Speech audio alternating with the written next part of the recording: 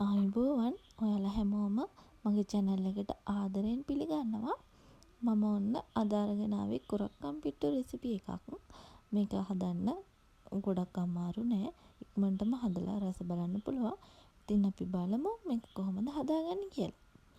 මුලින්ම කුරක්කන් පිටි මම අරන් තියෙනවා. වතුර ටිකක් අරන් තියෙනවා. පොල් ඊළඟට සීනි ටිකක් ඕනි මේක හදාගන්න.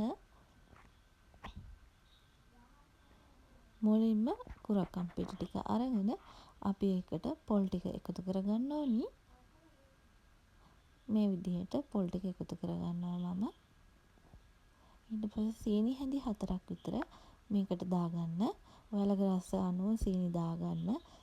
පැණිරහ වැඩිපුර කනවා නම් සීනි ටිකක් වැඩිපුර දාගන්න. ඊට පස්සේ මම ලුණු චුට්ටක් දාගත්තා. ඒක හොඳට මේ විදිහට කවලම් කරගන්න.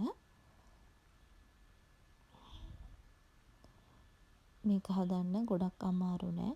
ඉතින් අපිට හවසට තේ බොන වෙලාවට වුණත් ඉක්මනට හදාගෙන රස බලන්න පුළුවන්.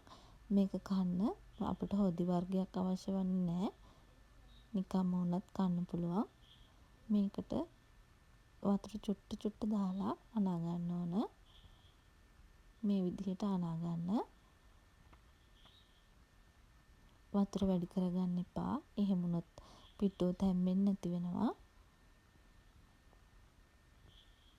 මේ විදිහට පිට්ටු කැටෙන්න වතුර පොඩ දාලා අනා ගන්න ඕන.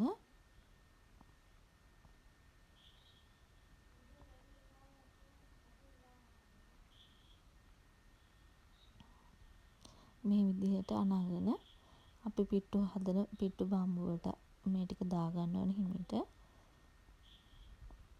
මේ විදිහට දාගන්න. මම පිට්ටු හදන භාජනේ වතුර දාලා ලිපේ තියලා තියෙන්නේ. ඒක උතුරවම තමයි මේක ලිපෙන් තියන්න ඕනි.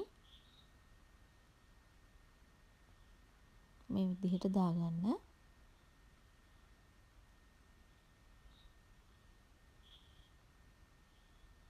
දැන් භාජනේ උතුරලා තියෙන්නේ.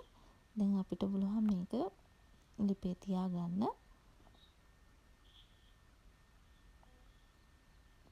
මේ විදිහට මම ලිපේ තියාගන්නවා. විනාඩි 5ක් විතර තැම්බුණාම හොඳටම ඇති. මේ පෙන්නන්නේ විනාඩි 5කට පස්සේ ඔයාලට. මේ තියෙන්නේ අපේ රසම රස පිට්ටු එක. මේක හදන්න එච්චර අමාරු නෑ. හරිම ලේසි.